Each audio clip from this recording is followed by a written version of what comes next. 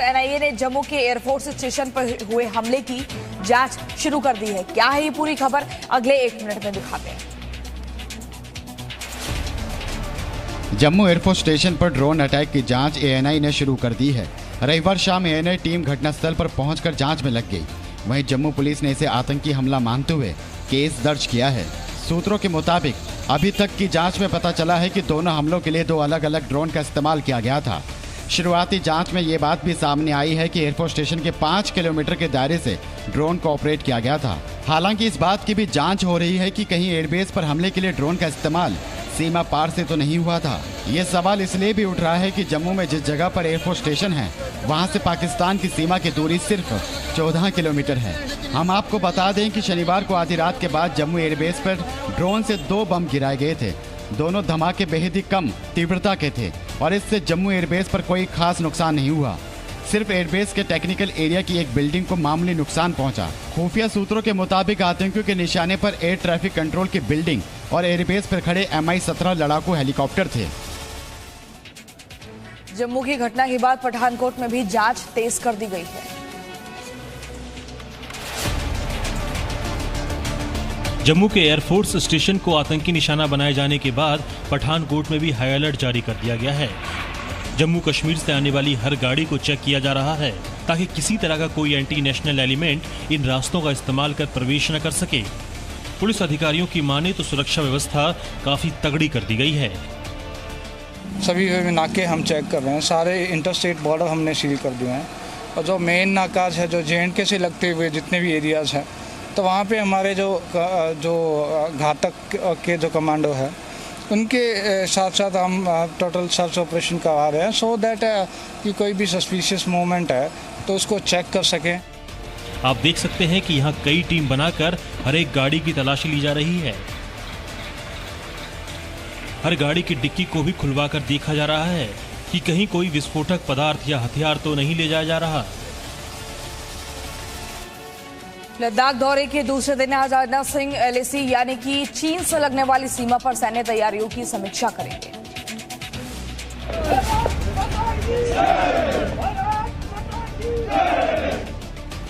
भारत माता की जय के नारों के साथ देश के रक्षा मंत्री राजनाथ सिंह का लद्दाख में कुछ इस अंदाज में स्वागत हुआ।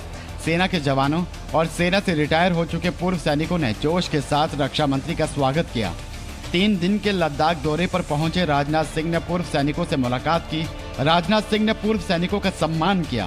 पूर्व सैनिकों को रक्षा मंत्री ने भरोसा दिलाया कि मोदी सरकार उनके साथ हर वक्त खड़ी है। हम आपको आश्वासन दे रहे हैं, हम आपकी इस डिमांड को पूरा करेंगे, रैंक 1 पेंशन की डिमांड को। और आपने देखा कि हमारे आदरणीय प्रधानमंत्री नरेंद्र मोदी जी ने प्रधानमंत्री बनते ही इस मांग को पूरा किया।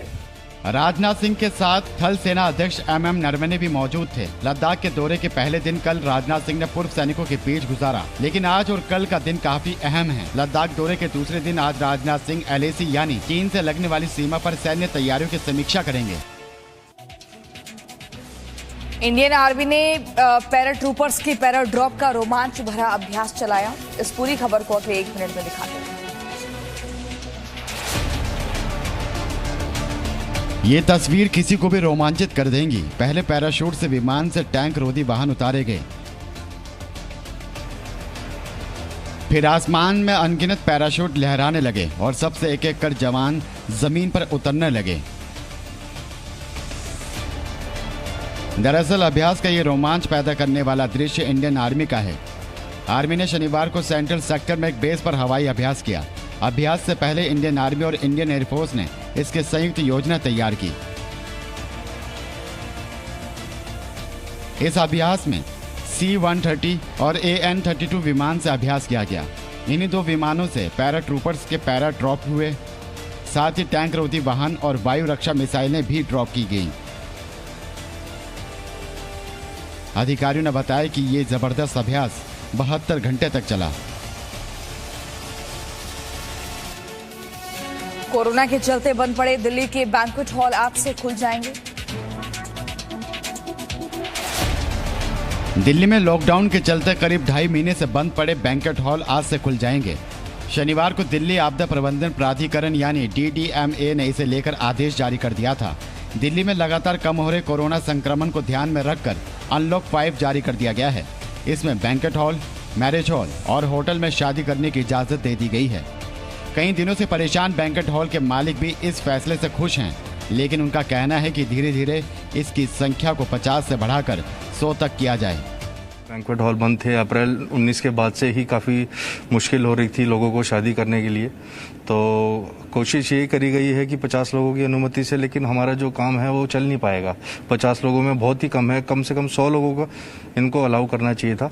दरअसल अनलॉक 5 में मैरिज हॉल, होटल और बैंक्वेट हॉल में अधिकतम 50 लोगों के साथ ही शादी समारोह आयोजित करने की छूट दी गई है।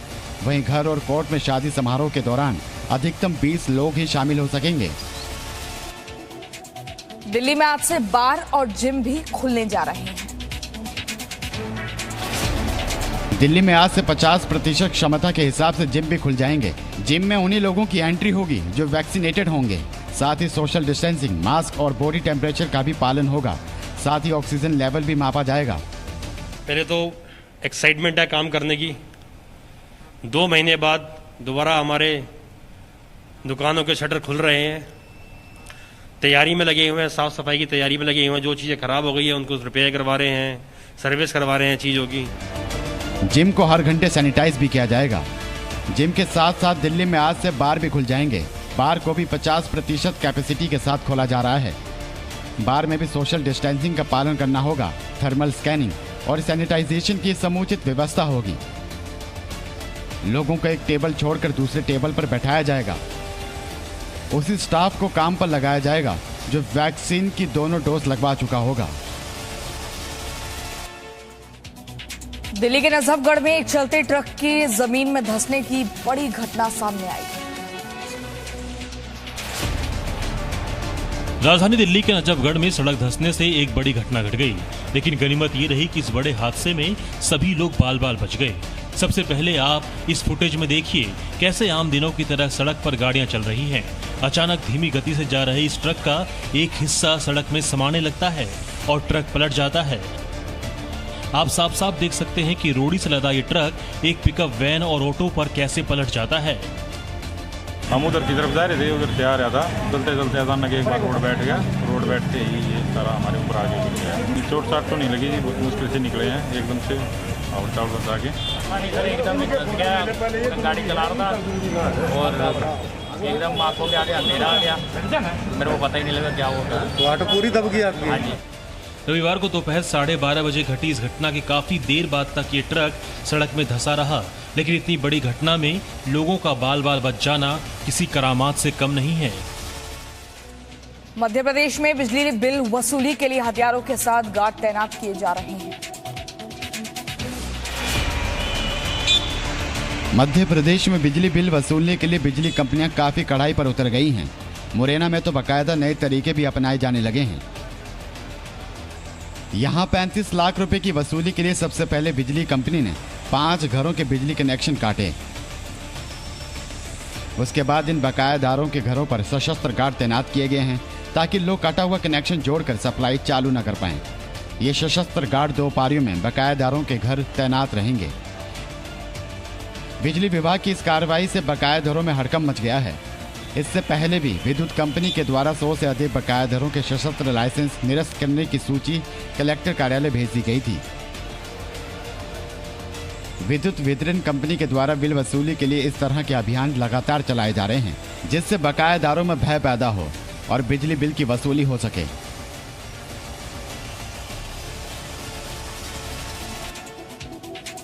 दिल्ली में एक मामूली घटना पर एक युवक की देर तक पिटाई होती रही। क्या है पूरी खबर, अगले 1 मिनट में दिखाते हैं।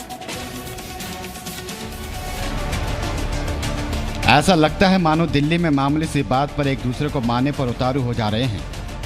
पालेम इलाके की 7 कॉलोनी के 8 जून के एक सीसीटीवी फुटेज में कुछ ऐसी ही बात नजर आती है।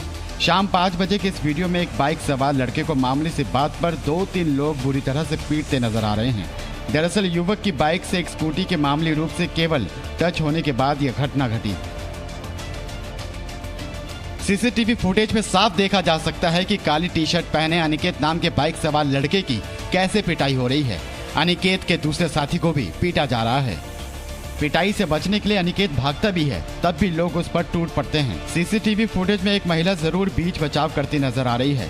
इस घटना में दिल्ली पुलिस पर भी लापरवाही बरतने के आरोप लग रहे हैं। पीड़ित परिवार का कहना है कि उनके बेटे पर जानलेवा हमला किया गया और दिल्ली पुलिस ने मामूली मारपीट की धारा में FIR कर मामले को रफा दफा कर दिया।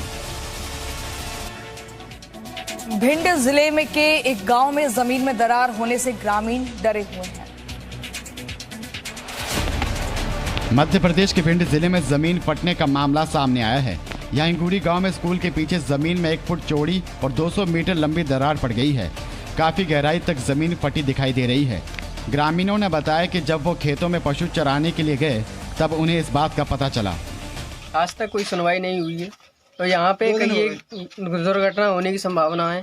बच्चे भी खेलते हैं, गाय पोए भैंस चराने वाले भी जाते हैं वहाँ पे। फटी जमीन स्थानीय लोगों के लिए कौतूहल का विषय बन गई है और आसपास के गांव के लोग जमीन को देखने के लिए आ रहे हैं। कुछ ग्रामीणों ने उस फटी जमीन का वीडियो बनाकर सोशल मीडिया पर भी वायरल किया है।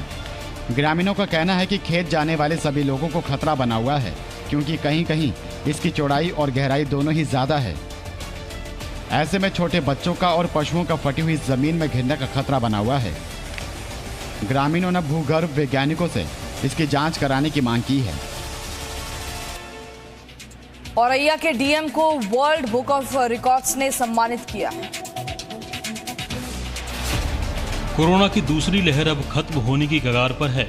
इस दौरान कई जगह लापरवाही देखने को भी मिली, तो कई जगह कोरोना की रोकथाम के लिए अच्छे प्रयास भी किए गए।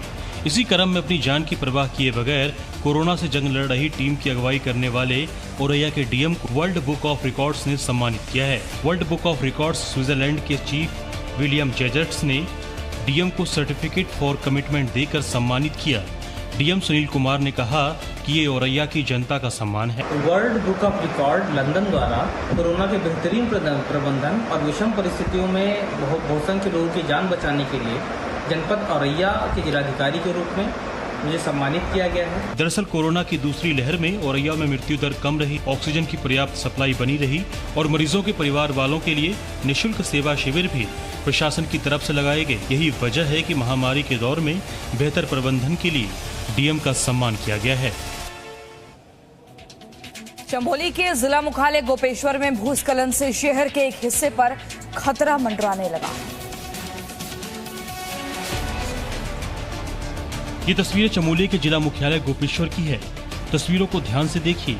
इस हिस्से में हो रहे लगातार भूस्खलन ने गोपेश्वर के विकास नगर मोहल्ले के नागरिकों को दहशत में डाल दिया है।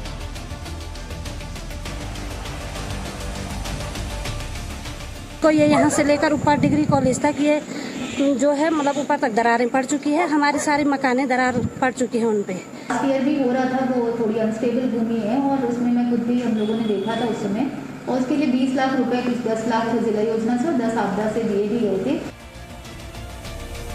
जिस एरिया में भूस्खलन हो रहा है वो करीब 500 मीटर में फैला है। स्थानीय लोगों के मुताबिक ट्रीटमेंट के लिए करीब 4 से 5 करोड़ रुपए की जरूरत है। साथ ही तेजी से कार्य किए जाने की जरूरत है, जो कि फिलहाल दिखाई नहीं देता।